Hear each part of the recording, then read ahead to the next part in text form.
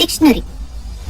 పాతాళ బావి దగ్గరికి వెళ్లటానికి రోహిత్ కి తోడుగా తన స్నేహితుణ్ణి తీసుకొచ్చాడు చంద్ర. వింతగా ఉన్న అతడి బాలకాన్ని చూస్తూ ఎవడితడు అని వెటకారంగా అడిగాడు విక్కీ.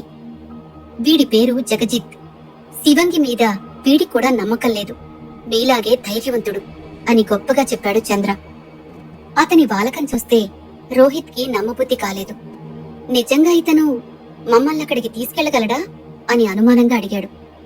హే బ్రో, నా ఆకారం చూసి తక్కువ అంచనా వేయకండి, మిమ్మల్ని అక్కడికి తీసుకెళ్లగల వ్యక్తిని నేనొక్కడినే అని జగజిత్ నమ్మకంగా చెప్పాడు. ఇంతకు మమ్మల్ని ఎక్కడికి తీసుకెళ్లాలో నీకు తెలుసా అని కాస్త వెటకారంగా అడిగాడు విక్కీ. చంద్ర నాకు మొత్తం చెప్పాడు బ్రో. వే హూనా, మిమ్మల్ని పాతాళ బావి దగ్గరికి తీసుకెళ్లే బాధ్యత నాది. కాకపోతే జగజిత్ జీతం లేకుండా ఏ పని చేయడు అని చెదిరిన జుట్టుని చిటికెన వేలతో సరిచేసుకుంటూ చెప్పాడు జగజిత్. అతనితో 10,000 రూపాయలకి డీల్ మాట్లాడుకుని అర్ధరాత్రి దాటాక రోహిత్, విక్కీ పాతాళ బావి దగ్గరికి వెళ్లడానికి రెడీ. చంద్ర, అమ్ముని జాగ్రత్తగా చూసుకో, మేం వీలైనంత త్వరగా వచ్చేస్తాం అని పడుకున్న అమూల్య వైపు ప్రేమగా చూస్తూ చంద్రకి చెప్పాడు రోహిత్.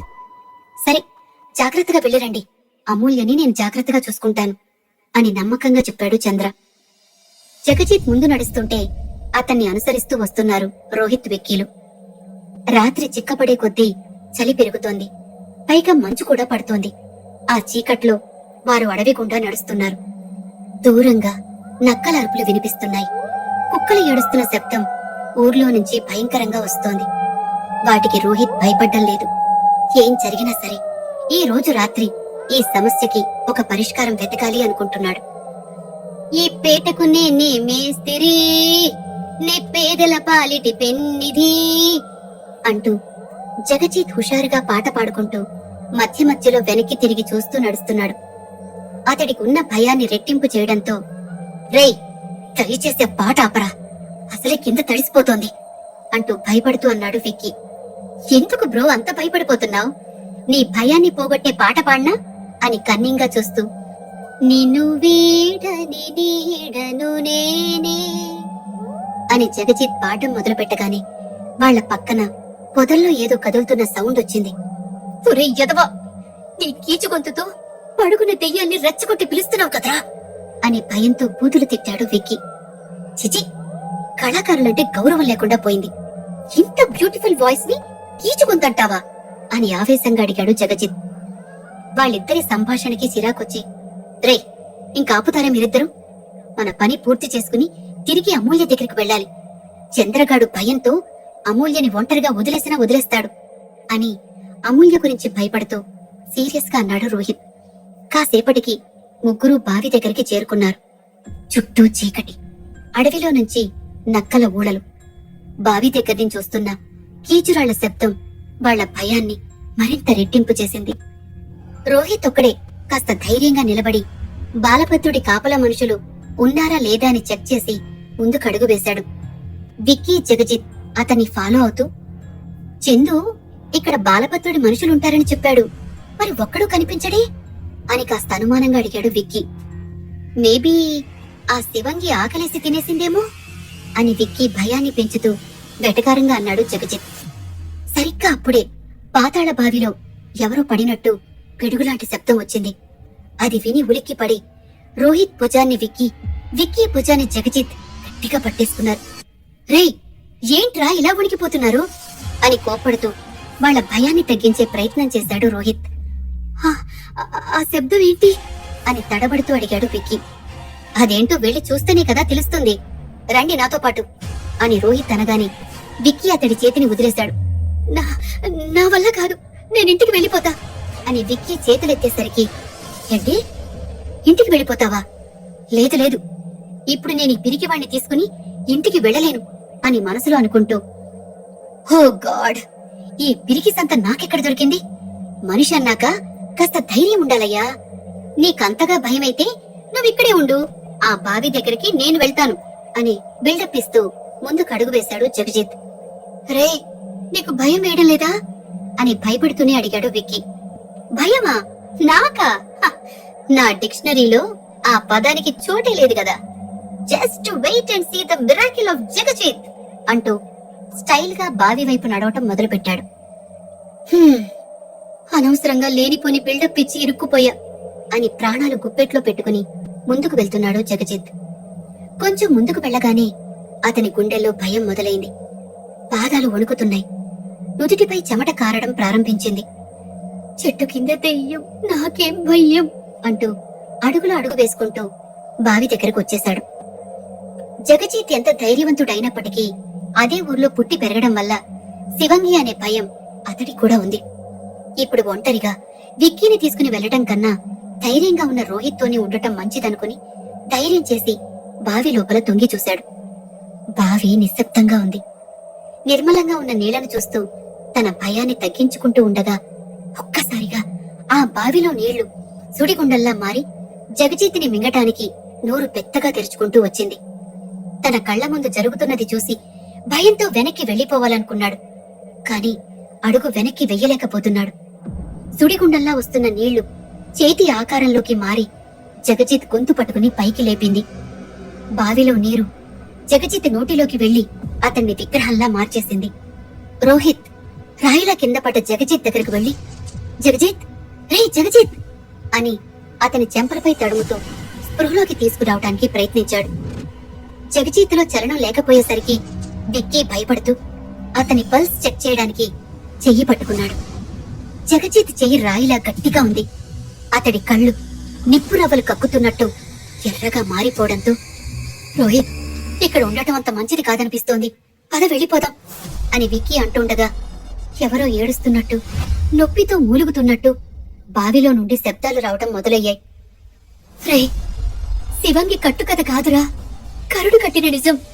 పారిపోదాం పద, లేదంటే అది ముందు మనల్ని చంపేస్తుంది అని భయంతో గట్టిగా అరిచాడు విక్కీ. రోహిత్ వెళ్లాలనుకోవటం లేదు.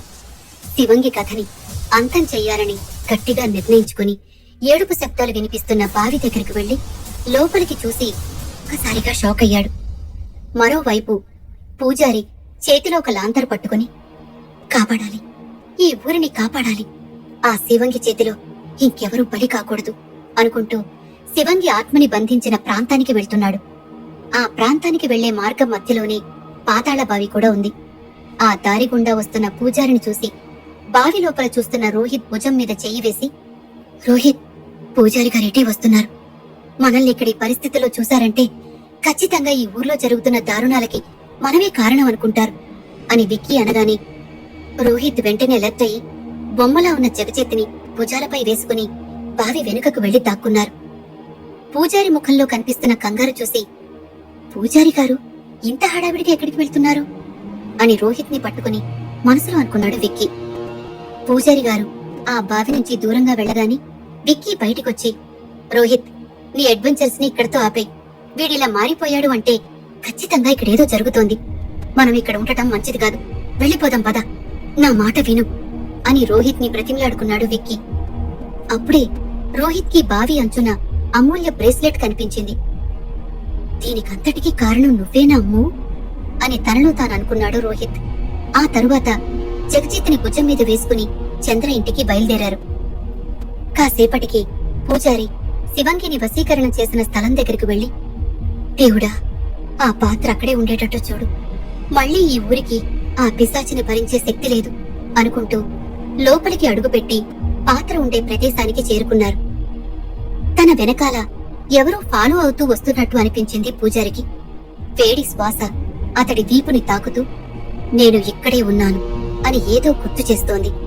పూజారి భయపడకుండా వెనక్కి తిరిగి చూస్తే ఏం జరుగుతుందో తెలిసి మెడలో ఉన్న రుద్రాక్షలు పట్టుకుని ఏవో మంత్రాలు చదువుతూ లాంతరు పక్కన పెట్టి ఆ పాత్ర కోసం తవ్వటం మొదలుపెట్టాడు. కొంతసేపు కష్టపడిన తరువాత ఒక పాత్ర అతని చేతికి తగిలింది. మట్టితో కప్పబడి ఉన్న ఆ పాత్రను చూస్తూ, అమ్మయ్యా, ఇదిక్కడే ఉంది అని అనుకుంటూ వణుకుతున్న చేతులతో దాన్ని బయటికి తీసి చూసి భయంతో హడలిపోయాడు. మరోవైపు రఘు ఇంట్లో తన 15 ఏళ్ల కూతురు అకస్మాత్తుగా వాంతులు చేసుకోవటం చూసి డాక్టర్ని తీసుకొస్తానని బిందుకి చెప్పాడు రఘు. లేదు లేదు, ఈ రోజు మీరెక్కడికి వెళ్ళకూడదు, పూజారి గారు ఏం చెప్పారో మర్చిపోయారా అని భయపడుతూ అంది బిందు. గుర్తుంది, అలాగని ఇంట్లోనే కూర్చుని నా కూతురి పరిస్థితిని రాయిలా నిలబడి చూస్తూ ఉండమంటావా అని ఆవేశంగా అన్నాడు రఘు. జ్వరంతో కాలిపోతున్న కూతురు శరీరాన్ని పట్టుకుని తల్లడిల్లిపోతోంది బిందు. ఆమె ఏ విషయం తేల్చుకునే లోపే కూతురికి ఫిట్స్ రావటం మొదలయ్యాయి. బెడ్ మీద ఎగిరెగిరి పడుతోంది. ఆమె నోట్లో నుంచి వస్తున్న తెల్లటి నురగ చూసి, బిందు, చూస్తుంటే ఇదేదో పెద్ద రోగంలానే ఉంది. నాకేం జరిగినా పర్వాలేదు. నేనిప్పుడు నా కూతుర్ని డాక్టర్ దగ్గరికి తీసుకువెళ్తాను అని కూతుర్ని చేతులపై ఎత్తుకుని బయటికి వెళ్తుండగా అతని తలపై తోకలేని బల్లి పడింది. అది చూసిన బిందు కళ్ళు పెద్దవి చేసి, లేదు లేదు, మీరు బయటికి వెళ్ళకూడదని ప్రకృతి కూడా సంకేతాలు పంపిస్తోంది. ఇప్పుడు మీరు బయటికి వెళ్తే ప్రాణాలతో తిరిగి రారు అంటూ భయంతో ఉనికిపోతూ ఉంది. పిచ్చిదాల్లా మాట్లాడుకు బిందు. ఒకవేళ దానికి కావాల్సింది నా ప్రాణమే అయితే ఇచ్చేస్తాను, అంతేగాని నా కూతుర్ని బలి చేసుకోలేను అంటూ మొండిగా బయటికి వెళ్లబోయాడు రఘు. అతడి చేతిలో ఉన్న కూతురికి ఫిట్స్ తగ్గిపోవడం చూసిన బిందు తన శక్తినంతా కూడా తీసుకుని రఘు షర్ట్ పట్టుకుని లోపలికి లాగి తలుపులు మూసి తాళం వేసి వదులుగా మారిన జుట్టును ముడివేసుకుని గస పీల్చుకుంటూ ఏం జరిగినా సరే తన భర్తని బయటికి పంపించకూడదు అనే దృఢ సంకల్పంతో తలుపు దగ్గరే కూర్చుంది. మరోవైపు జగజిత్ బాడీతో ఇంటికొచ్చిన రోహిత్ విక్కీలను భయంగా చూస్తూ, రే, ఏం జరిగిందిరా వీడికి? ఇలా రాయిలా మారిపోయాడేంటి అని చంద్ర భయపడుతూ అడిగాడు. ఏమీ లేదు, అక్కడేదో చూసి భయపడి స్పృహ తప్పి పడిపోయాడు అని కొద్దిసేపు చంద్రని మభ్యపెట్టాలని చూశాడు రోహిత్. నేను అనుకుంటూనే ఉన్నాను ఇలాంటిదేదో జరుగుతుందని అని లోపలికి వెళ్లి వాటర్ బాటిల్ తీసుకొచ్చి జగజిత్ ముఖం మీద నీళ్లు కొట్టాడు చంద్ర. అప్పటి వరకు రాయిలా ఉన్నవాడు చంద్ర నీళ్లు కొట్టగానే మామూలు మనిషిలా మారి పైకి ఒక్కసారిగా లేచి, మిమ్మల్ని ఆ దెయ్యం ఏమీ చేయలేదా అని రోహిత్ విక్కీలను చూస్తూ అడిగాడు జగజిత్. దెయ్యం ఏంటి, ఏం చెయ్యకపోవడం ఏంటి? బుర్రుండే మాట్లాడుతున్నావా? అసలు ఏం చూసి అలా అయిపోయావు చెప్పు అని చంద్ర అసహనంగా అడగటంతో జగజిత్ గుర్తు చేసుకుంటూ, నేను నేను అంటూ ఏదో గుర్తుకు తెచ్చుకుని, ఏమో నాకేం గుర్తులేదు, నన్ను వదిలేయండి అంటూ ఆ గదిలో నుంచి వెళ్లబోతూ, నా నా డబ్బులు నాకు ఇచ్చేస్తే నేను వెళ్ళిపోతాను అని ఒడుకుతూ అన్నాడు. ఇలాంటి పరిస్థితుల్లో కూడా అతడు డబ్బులు అడగటం చంద్రకి వింతగా అనిపించింది. అతడు స్పృహలోకి ఎలా వచ్చాడో అన్న షాక్ లో ఉన్నారు రోహిత్ విక్కీలు. డబ్బు బాధ్యత రోహిత్ తీసుకుంటాను అని చెప్పడంతో అతడి వైపు చూసి, రోహిత్, ఇలాంటి టైంలో నేను డబ్బులు అడుగుతున్నానని తప్పుగా అనుకోకు. నా పరిస్థితి అంతంత మాత్రంగానే ఉంది. ఆ డబ్బులేవో ఇచ్చేస్తే వాడు వెళ్ళిపోతాడు అని కాస్త చిన్నతనంగా ఫీల్ అవుతూ షాక్ లో ఉన్న రోహిత్ ని కదిపాడు చంద్ర. స్పృహలోకి వచ్చిన రోహిత్ జగజిత్ దగ్గరికి నెమ్మదిగా నడుచుకుంటూ వెళ్లి, ఇప్పటి వరకు ఎన్ని ప్రయత్నాలు చేసినా స్పృహలోకి రానివాడివి నీళ్లు కొట్టగానే ఎలా స్పృహలోకి వచ్చావు? పైగా నీ శరీరం రాయిలా ఎందుకు మారిపోయింది అని ప్రశ్నల వర్షం కురిపించాడు. రోహిత్ గారు, మీకు తెలియకుండానే నన్ను మరింత భయపెడుతున్నారు. అయినా స్పృహలో లేని నాకెలా తెలుస్తుంది నేను ఎలా ఉన్నాను అని జగజిత్ తెలివిగా సమాధానం చెప్పటంతో చంద్ర వైపు చూశాడు రోహిత్. ఇక్కడ ఏం జరుగుతోంది చంద్ర? నువ్వు నీళ్లు కొట్టగానే వీడి స్పృహలోకి ఎలా వచ్చాడు అని తన మ్యాగ్నెటిక్ వాయిస్ తో గంభీరంగా అడిగాడు రోహిత్. తప్పు చేసావు రోహిత్, అక్కడికి వెళ్లి చాలా పెద్ద తప్పు చేశావు. ఇప్పుడు ఈ పరిస్థితికి నువ్వే కారణమని నీకు అర్థమవుతోందా అని అంటున్న చంద్ర వైపు అర్థం కానట్టుగా చూశాడు విక్కీ. రోహిత్ అడిగిన దానికి నువ్వు చెప్పిన దానికి సంబంధం ఉందా చంద్ర? అసలే సమాధానం లేని ప్రశ్నలతో పిచ్చెక్కిపోతున్నాం మేమిద్దరం. నువ్వు కొత్త ప్రశ్నలు సృష్టించుకు అని ఆవేశంగా అన్నాడు విక్కీ. ఇది ట్రైలర్ మాత్రమే విక్కీ, రేపు సినిమా రఘు ఇంటి ముందు చూపిస్తా, మీరిద్దరూ సిద్ధంగా ఉండండి అని వాళ్లకి సరైన సమాధానం చెప్పకుండా లోపలికి వెళ్లిపోయాడు చంద్ర.